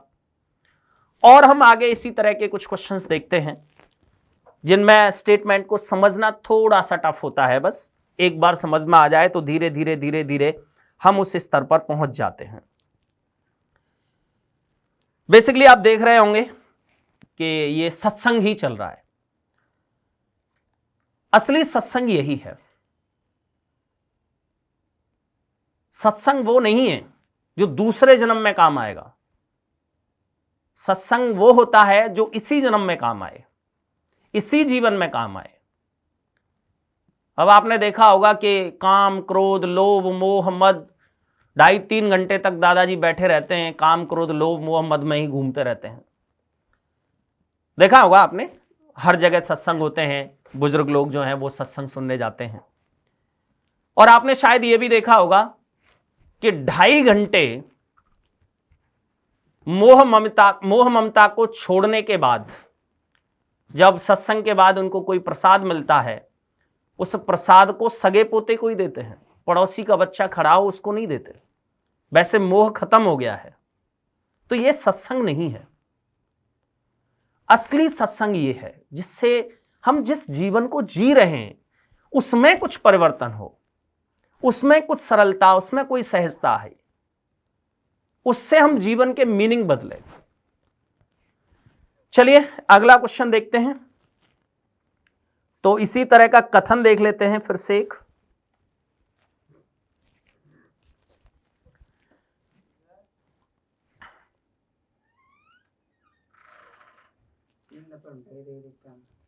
अतीत की बातें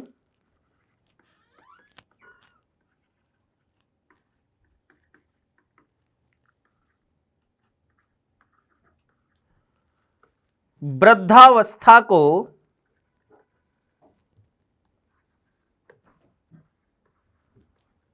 दर्शाती हैं।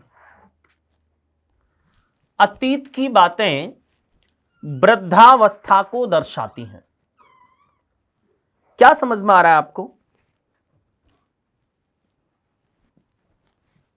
समझ में आ रहा है कि जो अतीत की बात करते हैं, जो पास्ट की बात करते हैं, वो बातें बताती हैं कि ये बंदा बुढ़ा हो गया है, वो वृद्धावस्था को दर्शाती है। यानी पास्ट की बात करने वाला हर बंदा कौन है? बुढ़ा है। लेकिन आप में से बहुत सारे लोग इससे सहमत नहीं होंगे। रियलिटी तो यही है, कहना तो ये यही चाहता है कि जो लोग अतीत की बात करते हैं, जो पास्ट की बात करते हैं, वो बुढ़े हैं। अब आप सहमत नहीं हैं, वो एक अलग बात है। दूसरा, सहमत तो करा दिया जाएगा। ताकतवर आदमी की बात से सहमत होना तो पड़ता ही है। एक बार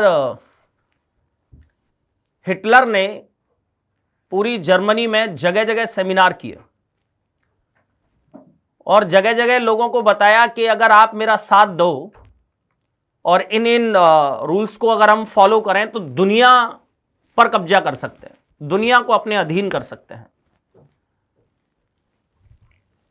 तो उसने एक बार एक यूनिवर्सिटी में इसी तरह का व्याख्यान दिया और उसमें बताया कि हम लोगों को प्रताड़ित करेंगे, लोगों को भूखा रखेंगे, पहले छोटे छोटे कबीलों पर अपना कब्जा करेंगे, फिर बड़े बड़े राज्यों में जाएंगे।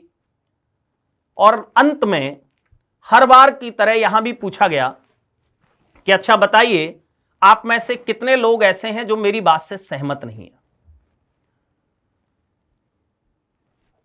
तो 3-4 प्रोफेसर खड़े हो गए। उन्होंने कहा कि हम सहमत नहीं हैं, और सबने अपने अपने लॉजिक दिए। आखिर प्रोफेसर थे। बोले ठीक है, आप सहमत नहीं हैं तो आपको सहमत करवाएंगे। उन्होंने कहा कि नहीं, हम इस बात को नहीं मानते कि लोग भूखा रहने से आपकी गुलामी स्वीकार करेंगे, ऐसा नहीं हो सकता। हिटलर ने कहा हो सकता है। जब लोग नहीं माने, वो प्रोफेसर नहीं माने, तो सबको एक कमरे में बंद करवा दिया और 3 दिन बाद कमरे का गेट खोला गया और उन सबको एक रोटी दिखाते हुए कहा कि ये रोटी, ये ब्रेड सिर्फ उसको मिलेगी जो मेरे क्वेश्चन का आंसर सबसे पहले देगा। क्वेश्चन क्या था? क्वेश्चन था सिर्फ 2 + 2 = वॉट। 2 और 2 कितने होते हैं? सिर्फ इतना सा क्वेश्चन बोर्ड पर लिखा कि बताइए इसका आंसर क्या होगा। सबके सब एक साथ, एक माइक्रोसेकंड का भी डिफरेंस नहीं होगा, सबके सब एक साथ बोले 4 ब्रेड 4 ब्रेड 4 ब्रेड।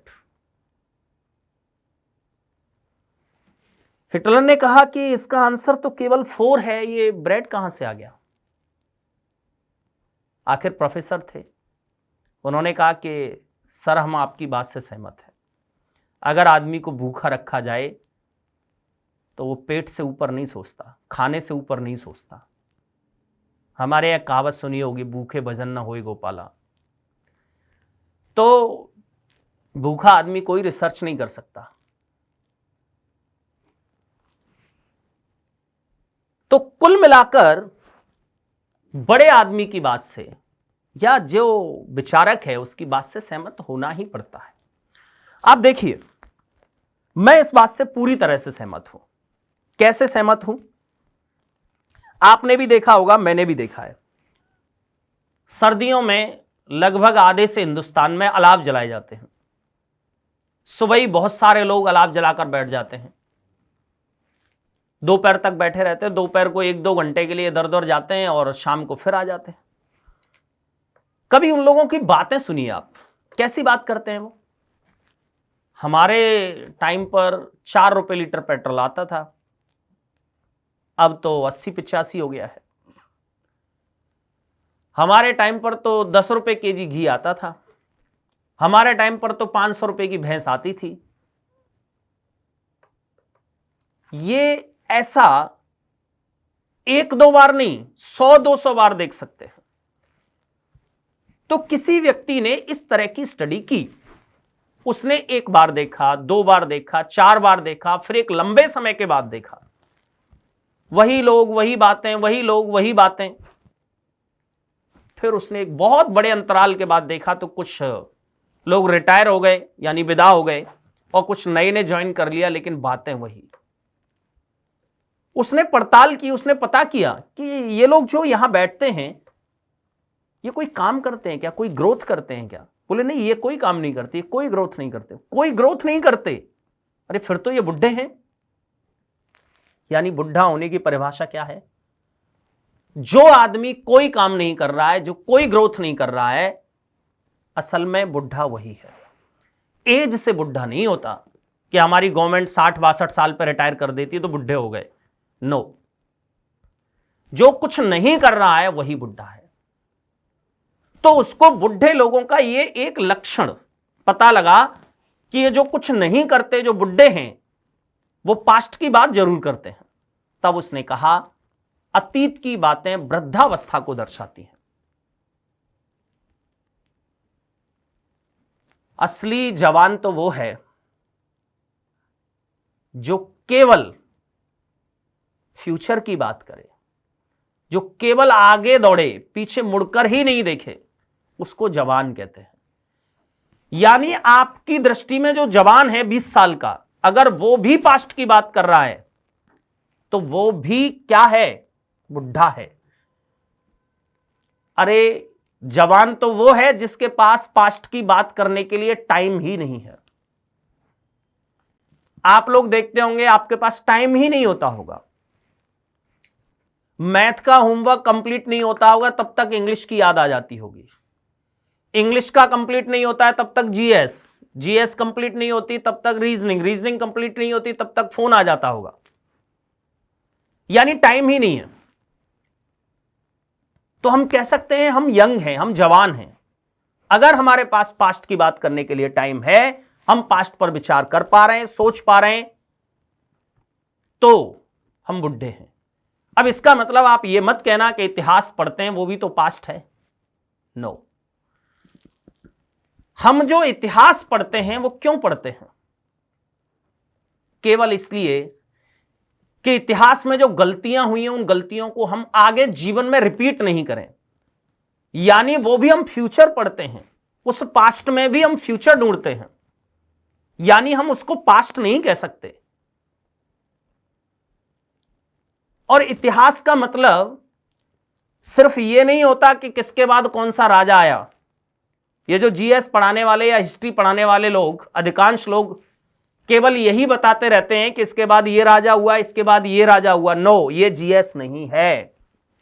ये केवल किताबों तक और कॉपियों और एग्जाम तक सीमित रहने वाली जीएस है। जिंदगी में वो हिस्ट्री काम आती है जहां हम ये राजाओं के साथ साथ समाज में क्या बदलाव हुए, सभ्यताओं में क्या बदलाव हुए, कल्चर में क्या बदलाव हुए, इन चीजों पर जो स्टडी करते हैं, असली इतिहास वो होता है। तो उससे हम ये तैयारी कर लेते हैं आगे के लिए कि जब पिछले इतने समय में ये परिवर्तन हुए हैं तो आगे और भी परिवर्तन होने की संभावना है। अब कोरोना ने हर आदमी को यह बता दिया है कि आगे इस तरह की आपदा और आ सकती है। यानी पहले से आप बैकअप लेकर चले, पहले से आप माइंड मेकअप करके चले, पहले से आप तैयार रहें। तो हमें इतिहास, ये जो इंपैक्ट हुआ है, ये जो प्रभाव हुआ है, ये प्रभाव हमें आगे तक की शिक्षा दे रहा है। यानी इतिहास को हम पास्ट नहीं कह सकते। तो कुल मिलाकर हमें समझ में आया कि पास्ट की बात करने वाला हर बंदा, चाहे उसकी एज कितनी भी हो, वो कौन होता है? वो बुढ़ा होता है। तो इसमें दो निष्कर्ष थे। पहला था जवान व्यक्ति अतीत की बात नहीं करते। यस, 100% सही है। और अगर करते हैं तो वो जवान नहीं है, वो बुढ़े हैं। दूसरा निष्कर्ष भी लगभग वैसा ही था। दूसरे में लिखा था केवल वृद्ध लोग ही अतीत की बात करते हैं। यस, बिल्कुल सही है। जो वृद्ध हैं वही अतीत की बात करते हैं, और जो अतीत की बात करते हैं वही वृद्ध है। आप नरेंद्र मोदी के बारे में यह नहीं कह सकते कि वो आदमी बुढ़ा है। सामान्य आदमी से ज्यादा काम करता है वो आदमी। 4-5 घंटे सोता है बस। रोजाना ग्रोथ की बात करता है। अगले 10-5 वर्षों में भारत की स्थिति को संवारने की बात करता है। यानी वो आदमी जवान है, उसको बुढ़ा नहीं कहा जा सकता। जो कुछ नहीं कर रहा है सिर्फ उसको बुढ़ा कह सकते हैं। अब यहां राहुल गांधी का नाम लेना बिल्कुल उचित नहीं है। चलिए, इस तरह के और भी बहुत सारे क्वेश्चन हमें देखने हैं, लेकिन आज के लिए इतना ही। नेक्स्ट लेक्चर में हम देखते हैं। और इसके अभी तो मैं ये कह सकता हूं कि ये 10% भी पार्ट इसका कंप्लीट नहीं हुआ है। चलिए, तो आगे देखते हैं। Thank you.